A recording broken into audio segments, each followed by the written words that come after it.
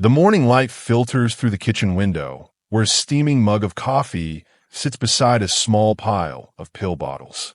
For many over 60, this is a familiar scene, a quiet moment to manage medications that keep life moving forward. Yet, the cost of those little pills can feel like a heavy weight, casting a shadow over the promise of these golden years. Why are prescription drugs so expensive in the U.S.? How can you save money without sacrificing health? And how do prices stack up across pharmacies or even countries? Let's walk through these questions together, weaving stories of real people, practical tips, and a touch of hope to help you thrive with confidence. The kitchen table is where Barbara, a 68-year-old from Michigan, sorts her medications each week. I used to just pick up my prescriptions without thinking, she says, but then I got a bill that made my heart skip a beat. Barbara is not alone. Prescription drugs in the U.S. are among the priciest in the world, often costing 2 to 3 times more than in countries like Canada or the UK. The reasons are tangled, but they come down to a system that prioritizes profit over people. Unlike other wealthy nations, the U.S. doesn't have a single body, like a government agency, to negotiate drug prices. Instead, prices are set by drug companies, haggled over by insurance plans and middlemen called pharmacy benefit managers, PBMs, and passed on to patients through copays or out-of-pocket costs. Take James, a 70-year-old retired mechanic from Texas. His diabetes medication used to cost him $200 a month, even with insurance. I'd look at the bill and wonder how I'd afford groceries, he says. The root of the issue lies in a lack of regulation. Drug companies can charge what the market will bear, especially for brand-name drugs with no generic versions.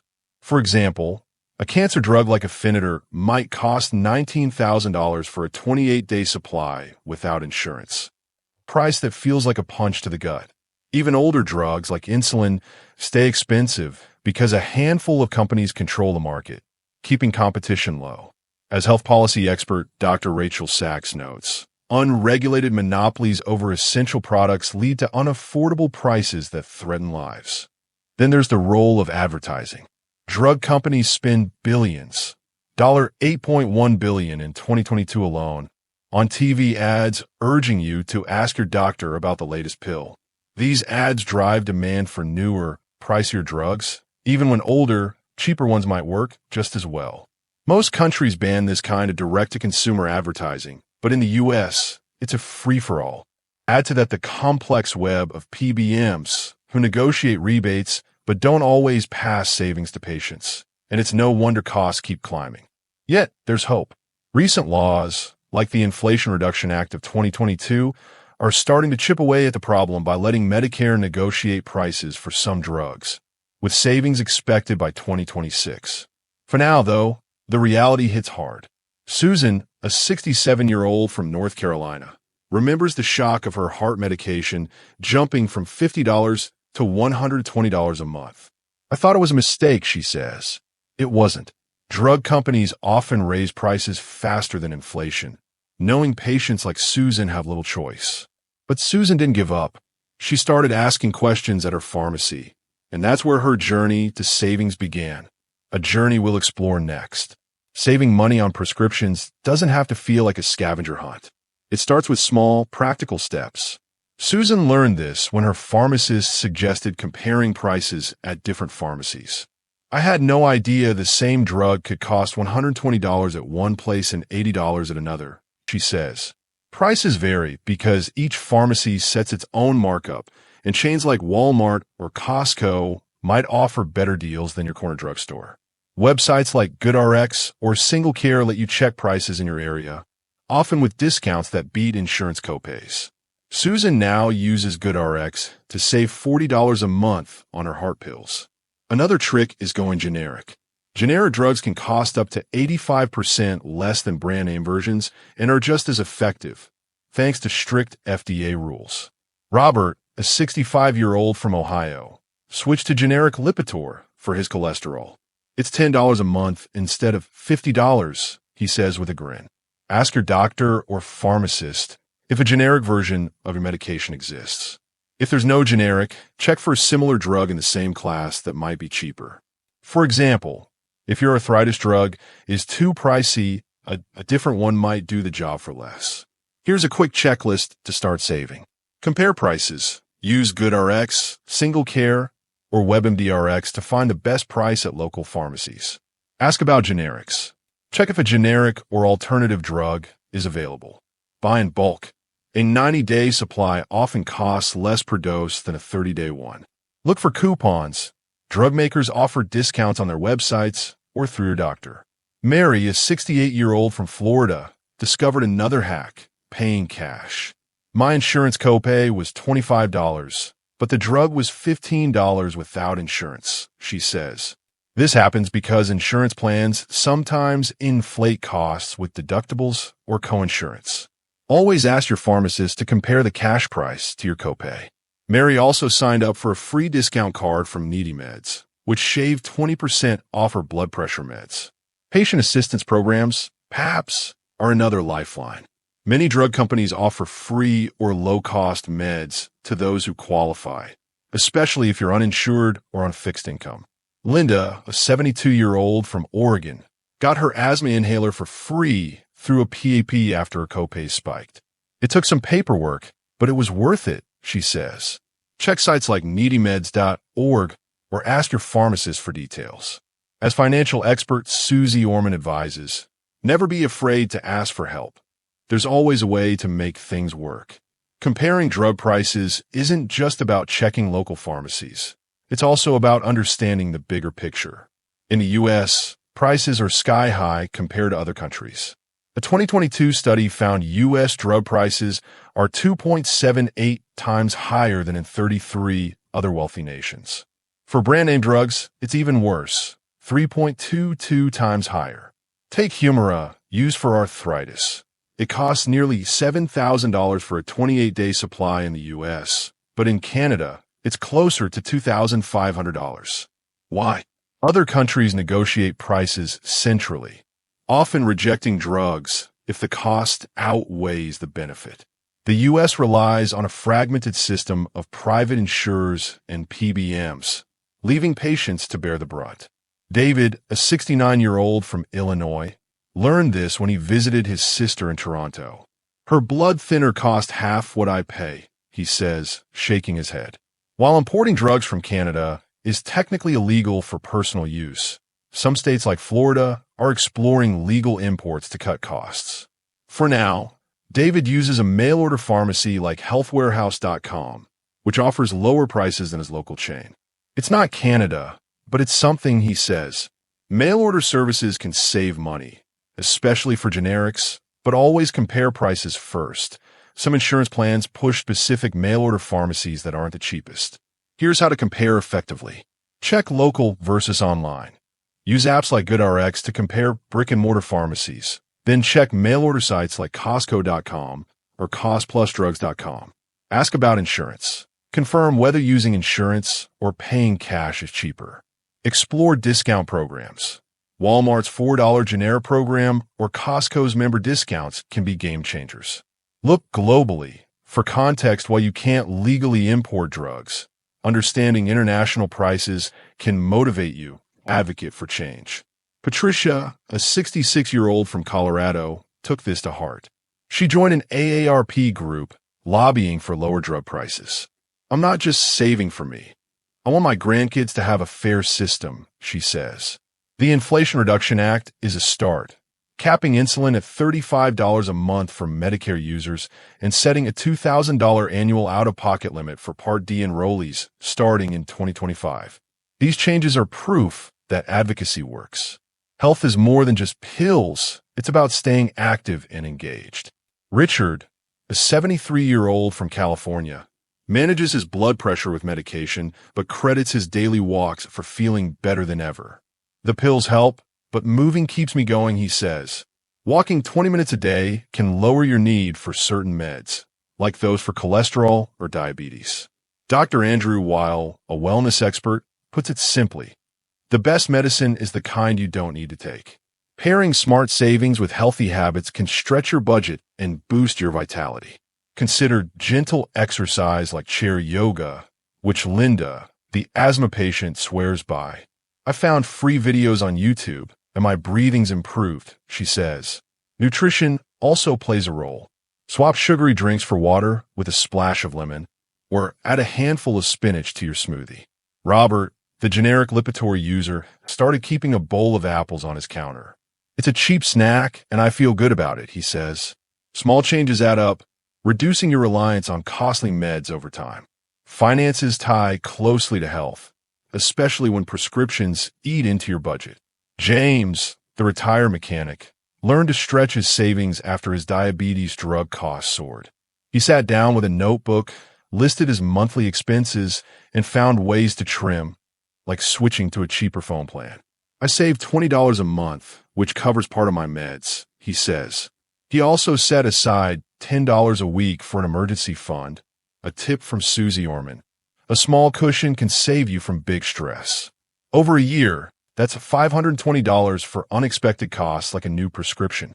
If budgeting feels overwhelming, check out free workshops at your local library or online tools like AARP's Money Map. Mary, the discount card user, attended a senior finance class and learned about Social Security timing. I delayed my benefits to 70, and it's boosted my monthly check, she says. Part-time work can also help. Patricia, the AARP advocate, works 10 hours a week at a bookstore. It's not just the money. It keeps me sharp, she says. Look for jobs that fit your skills, like tutoring or greeting customers, to offset drug costs. Staying connected keeps your spirit strong, even when drug prices test your patience. David, the Toronto visitor, felt isolated after losing his wife, but his book club changed that. Talking about mysteries over coffee makes me forget my worries, he says. Social ties can ease stress, which is vital when managing chronic conditions. Karen, a 71-year-old from Arizona, volunteers at an animal shelter. Petting dogs and chatting with other volunteers lifts my mood, she says. Look for local clubs, gardening, history, or crafts, or join a church potluck to meet new friends. Technology can bridge gaps, too. Michael, a 64-year-old from Georgia, was nervous about video calls but learned to use FaceTime to chat with his grandkids. It's like they're in the room, he says. Many libraries offer free tech classes for seniors, or ask a family member for a quick lesson. Here's a simple starter. Download an app. Try Zoom, FaceTime, or WhatsApp, free on most devices. Practice first. Start with a regular call, then switch to video. Keep it steady. Place your phone on a table to avoid shaky video. Relax. It's about connection, not perfection. Barbara, pill sorter, writes letters to her kids, sharing old stories. It's brought us closer, she says. Small gestures like calling a friend or inviting a neighbor for tea build a support network that makes financial and health challenges feel less daunting. Hobbies are a prescription for joy. Richard, the walker, picked up the guitar after retirement. I'm no rock star, but it's fun, he laughs. Hobbies like painting, knitting, or puzzles spark creativity and keep your mind sharp. Linda, the yoga fan, took a watercolor class. I love mixing colors. It's like therapy, she says. Community colleges offer affordable classes or try YouTube tutorials for free. John, a 68-year-old from Texas, reads to kids at his library. Their smiles are better than any pill, he says. Volunteering can be a hobby, too. Check volunteermatch.org for local opportunities. If you're unsure where to start, think back to childhood passions. Did you love drawing, singing, or try something new, like birdwatching? The key is to have fun, not to be perfect. As author Maya Angelou said, you can't use up creativity. The more you use, the more you have. A hobby can also save money by reducing stress-related health issues, meaning fewer trips to the pharmacy. Technology isn't just for staying connected. It can help manage drug costs, too. Susan, the heart patient, uses her smartphone to check GoodRx prices. It's easier than I thought, she says. Start with one task, like texting or emailing, and build from there. Tablets like iPads are user-friendly for seniors, and devices like GrandPad are designed with you in mind.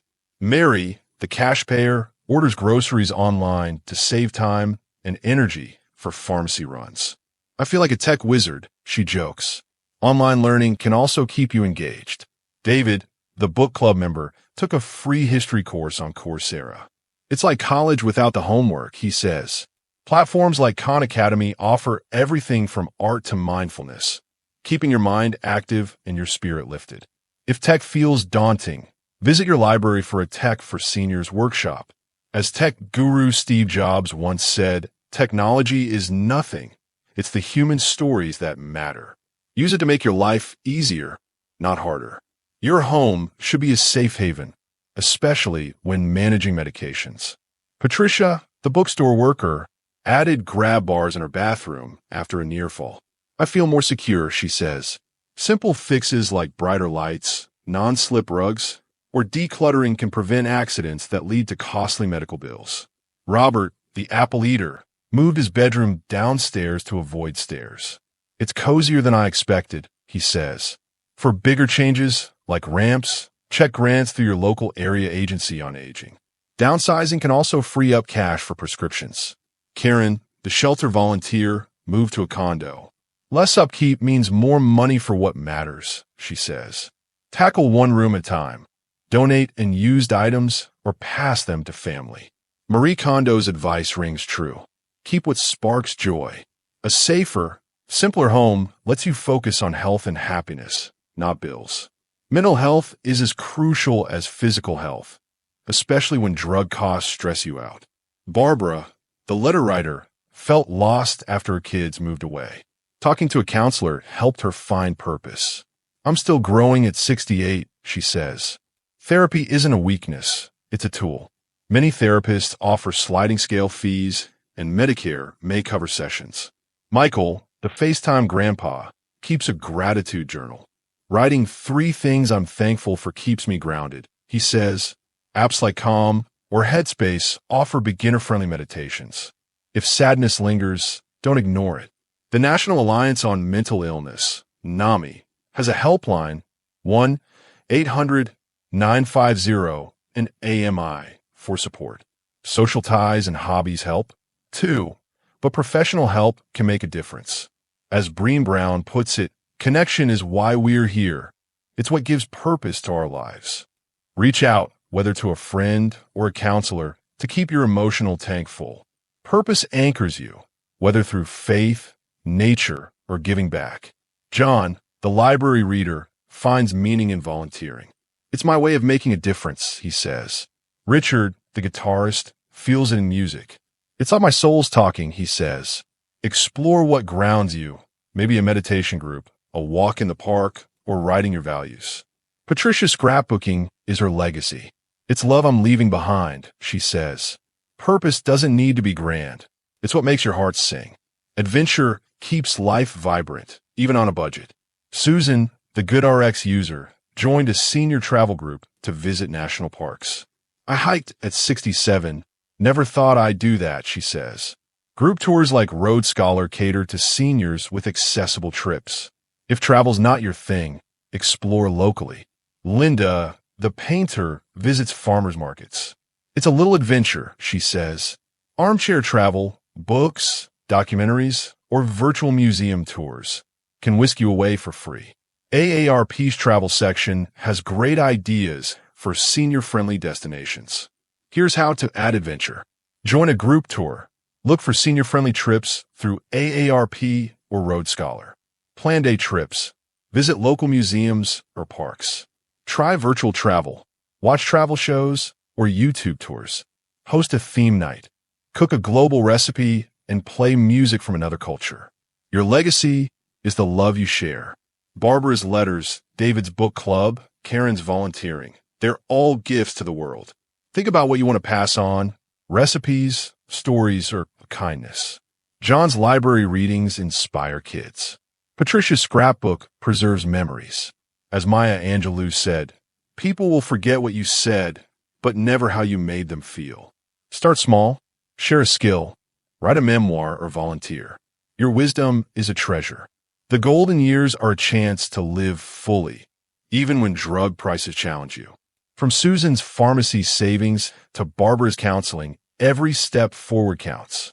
The system may be flawed, but you're not powerless. Compare prices, Ask for generics, advocate for change, and lean on healthy habits, connections, and purpose. As poet Mary Oliver asked, what is it you plan to do with your one wild and precious life? Shape it with courage and care. We'd love to hear your story. How do you manage prescription costs? What tips work for you? Drop a comment below or suggest a topic for our next article. For more inspiration, subscribe to our YouTube channel, Inner Zen, where we share weekly tips for thriving after 60. Here's to making every day count. Word count, 12,000 words.